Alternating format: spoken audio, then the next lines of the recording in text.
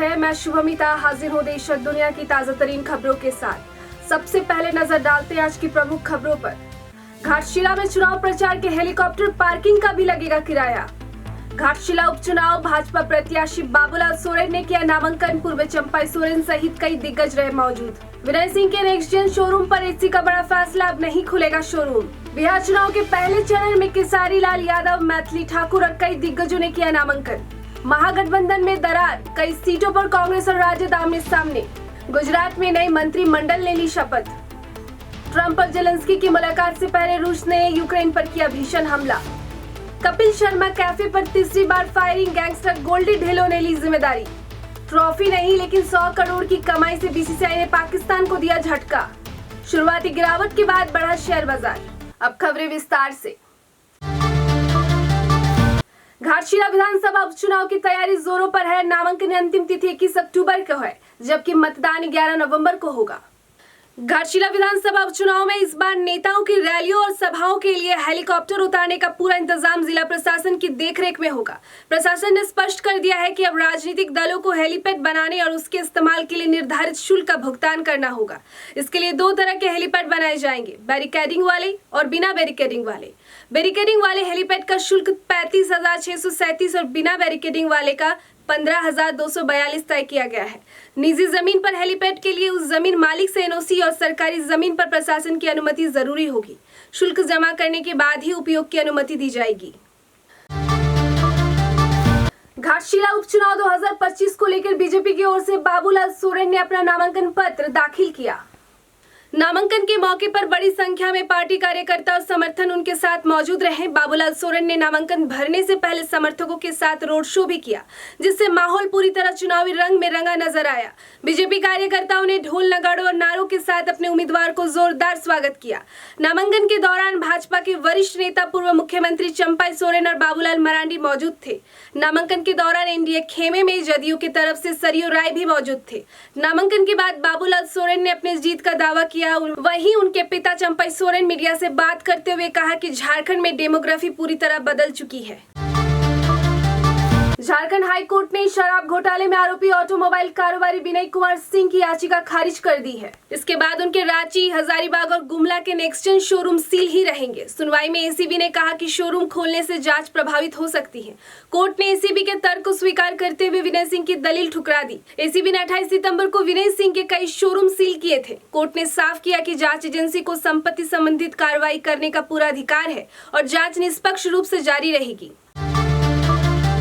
अगली खबर बिहार चुनाव से जुड़ी है। बिहार विधानसभा चुनाव 2025 के पहले चरण के नामांकन की प्रक्रिया समाप्त हो गई है। पहले चरण में कुल 121 सीटों पर मतदान होना है। नामांकन की अंतिम तिथि आज शाम तक थी। इसके बाद 19 अक्टूबर को नामांकन पत्रों की जांच की जाएगी, जबकि 20 अक्टूबर नाम वापसी की आखिरी तिथि निर्धारित है। पहले चरण में मतदान 6 नवंबर, दूसरी चरण में 11 नवंबर और मतगणना 14 नवंबर को होगी। बता दें, आज भोजपुरी स्टार केसारी लाल यादव छपरा सीट से राजद उम्मीदवार के रूप में नामांकन किए। वहीं एनडीए की ओर से बांका की 4 सीटों पर राम नारायण मंडल, पूरनलाल टुडू, मनोज यादव और जयंत राज ने पर्चा भरे। वहीं कांग्रेस से अजित शर्मा भागलपुर से नामांकन किए। उनके साथ नेहा शर्मा भी मौजूद रही। बीजेपी की ओर से लोक गायिका मैथिली ठाकुर, जदयू के चेतन आनंद नवीनगर से और बीजेपी प्रत्याशी सतीश कुमार यादव राघोपुर से नामांकन किए। बिहार विधानसभा चुनाव 2025 में महागठबंधन के भीतर मतभेद खुलकर सामने आ गए हैं। आरजेडी, कांग्रेस और सीपीआई द्वारा अलग अलग उम्मीदवार उतारने से कई सीटों पर सीधी टक्कर बन गई है।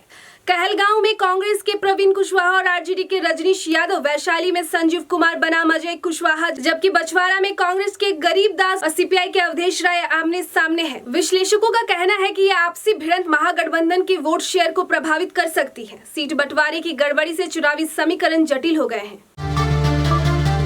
अब बढ़ते हैं राष्ट्रीय खबरों की ओर। गुजरात में मुख्यमंत्री भूपेंद्र पटेल के नेतृत्व में नई मंत्रिपरिषद ने शपथ ली। भाजपा ने 26 मंत्रियों की टीम बनाई है, जिसमें हर्ष सांघवी को डिप्टी सीएम नियुक्त किया गया है। नए चेहरों में रिबाबा जडेजा, अर्जुन मोड़वाडिया, कुंवरजी बावलिया, दर्शना वाघेला और अन्य शामिल है। विश्लेषकों के अनुसार यह फेरबदल 2027 विधानसभा चुनाव की रणनीति का हिस्सा है, जिसका मकसद युवा नेतृत्व और सामाजिक संतुलन को मजबूत करना है। भाजपा का दावा है कि यह बदलाव विकास और संगठन दोनों को नई दिशा देगा। अब बढ़ते अंतर्राष्ट्रीय खबरों की ओर। अमेरिका के राष्ट्रपति डोनाल्ड ट्रंप और यूक्रेनी राष्ट्रपति वोलोदिमीर जेलेंस्की की मुलाकात से पहले रूस ने यूक्रेन के ऊर्जा ढांचे पर भारी हमला किया। रूस ने 300 से अधिक ड्रोन और 27 मिसाइलें दागी, जिससे 8 क्षेत्रों में बिजली गुल हो गई। राजधानी कीव समेत कई इलाकों में ऊर्जा आपूर्ति ठप हो गई। राष्ट्रपति जेलेंस्की ने कहा कि रूस लगातार एक ही स्थान पर हमला कर रहा है ताकि मरम्मत कार्य प्रभावित हो। यह हमला उस समय हुआ है जब यूक्रेन अमेरिका से वायु रक्षा प्रणाली और लंबी दूरी की मिसाइलों की मांग कर रहा है।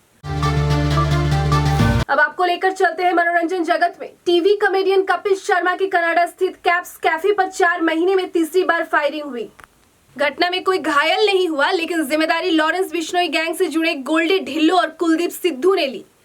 फरार गैंगस्टर गोल्डे ढिल्लो पर 10 लाख रुपए का इनाम है और वो कई आपराधिक मामलों में वंचित है। सोशल मीडिया पर ढिल्लो ने धमकी दी कि अगली फायरिंग मुंबई में हो सकती है। एनआईए और कनाडाई पुलिस ढिल्लो और उसके साथियों की तलाश में जुटी है।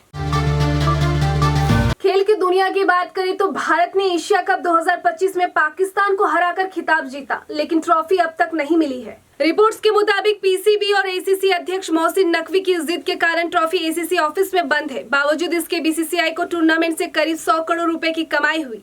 मीडिया राइट्स और मेजबानी शुल्क से बोर्ड को बड़ा लाभ मिला, जबकि पाकिस्तान के खिलाफ 3 मैचों ने कमाई बढ़ाई। आईपीएल की वैल्यू घटी होने के बावजूद बीसीसीआई की आर्थिक स्थिति मजबूत बनी रही और उसने पाकिस्तान को आर्थिक मोर्चे पर करारा जवाब दिया। और अंत में बाजार और कारोबार की बात। शेयर बाजार में आज शुरुआती कारोबार में गिरावट दर्ज की गई। हालांकि कुछ ही देर में यह गिरावट खत्म हुई और सेंसेक्स और निफ्टी दोनों हरे निशान पर आ गए। सुबह 10:15 पर सेंसेक्स 300 से ज्यादा अंकों की बढ़त के साथ 83,771 पर कारोबार कर रहा था। वहीं नेशनल स्टॉक एक्सचेंज का निफ्टी भी करीब 80 अंकों की उछाल के साथ 25,700 के करीब पहुंच गया। फिलहाल आज के लिए इतना ही। दर्शकों कैसी लगी हमारी ये पेशकश हमें जरूर बताएं। कल फिर मिलेंगे रात 8 बजे। बने रहिए हमारे साथ, देखते रहिए IDTV इंद्रधनुष।